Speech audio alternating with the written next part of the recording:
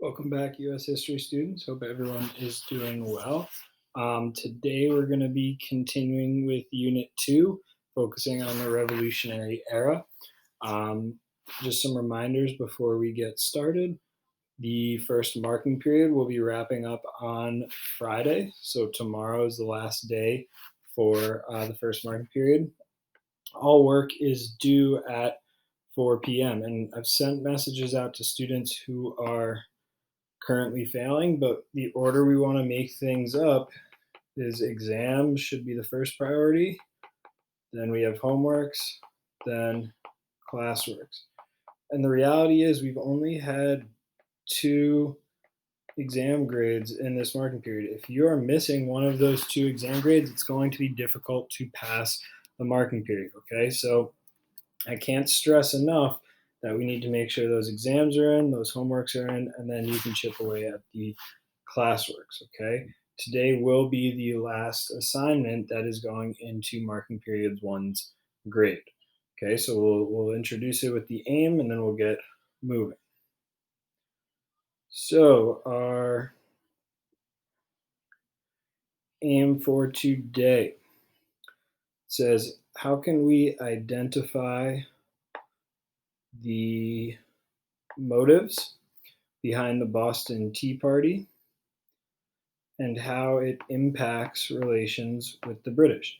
Everything that we've done in this unit is really trying to figure out how the colonists how this relationship between the colonists and the British is being impacted by various events. So the event that we're really keying in on today is the Boston Tea Party.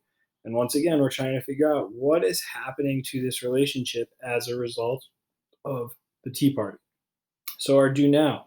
A review question from yesterday. Please summarize the Boston Massacre and describe how it impacted relations between the colonists and British. So once again, we're looking at this event.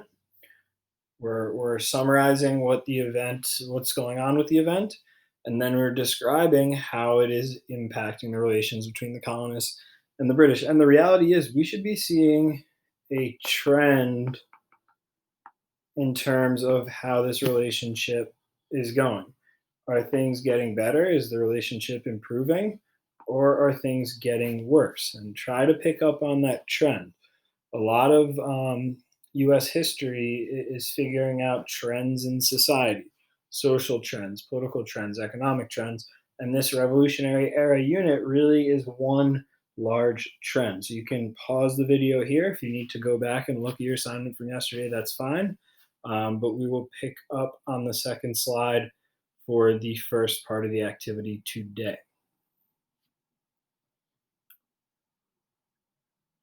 Okay, so for the first part of the activity, you do need to use the slideshow.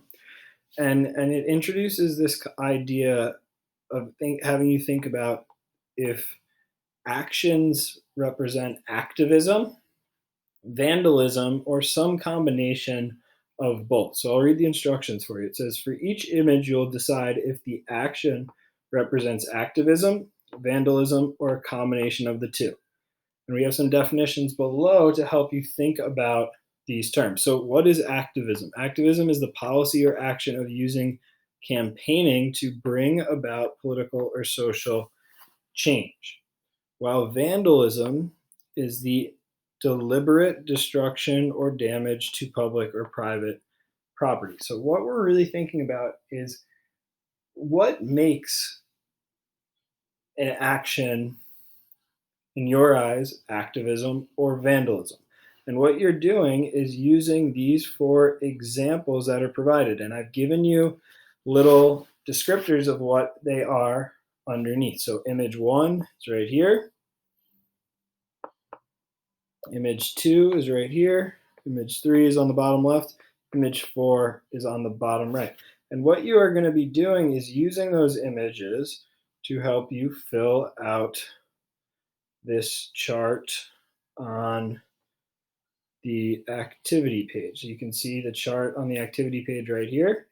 And what you're doing is identifying for each of those images, do you feel like they represent activism, vandalism, or some combination. And also, I want you to state why. Okay, so what makes something in your eyes activism? What makes something vandalism? And this is going to be a concept we'll keep returning to in this lesson. So you can pause the video, go back to the slideshow, and use those pictures to help you out. Okay, once we return, we'll meet at the reading.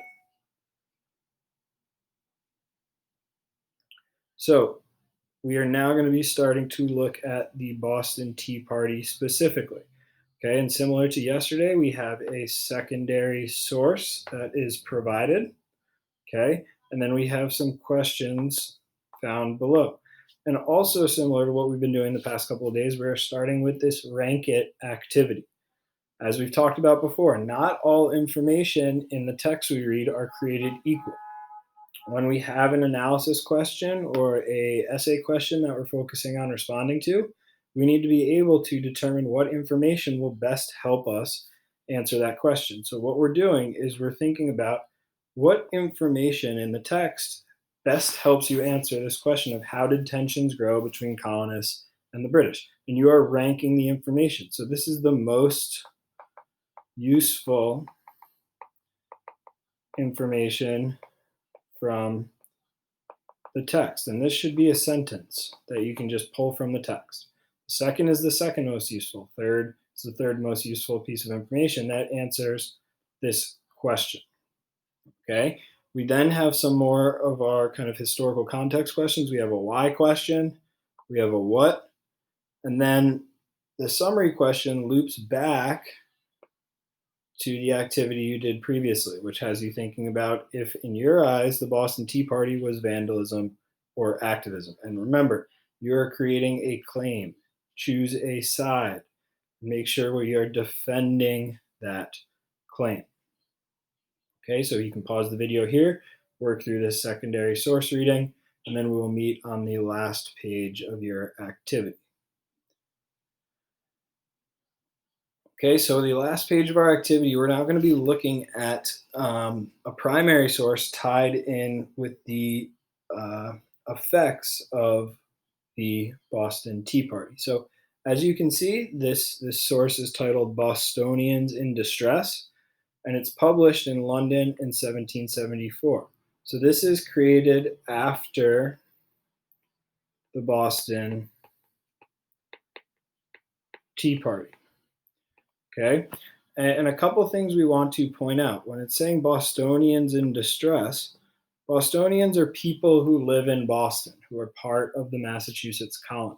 Okay, so when we look at this image, I'm going to give you guys a hint. The Bostonians that are in distress are in this cage here. Okay, so these represent the Bostonians. All right, and we have some fellow colonists down below. So these are colonists from other regions. With that context, I want you guys to work through the observation and inferences questions. And then the last question, you're really making a connection to the last part of the reading you just worked through. Okay? This cartoon, timing is very important to understand political cartoons. This is made after the Boston Tea Party. Okay, so that should be setting the stage for how you think about what this cartoon is saying. Try your best, okay? Try to figure out what this cartoon is trying to state about how Boston and the colonists are being treated following the Boston Tea Party. Okay, and once you finish that, you're going to conclude with just a summary assessment. Okay, 3, 2, 1. 3 reasons the colonists took part in the Boston Tea Party, 2 impacts of the Boston Tea Party, and then 1 sentence if you believe that the Boston Tea Party was an act of vandalism or activism. All right, I want you to pick a side and defend it. Okay.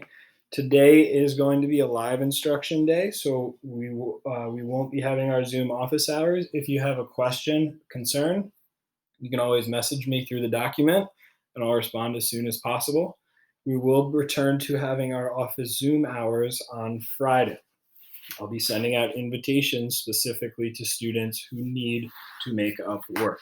All right, please take some ownership of your work for marking period one, get what you need to done, and reach out to me if you have any issues. I hope everyone is doing well, and I will talk to you soon.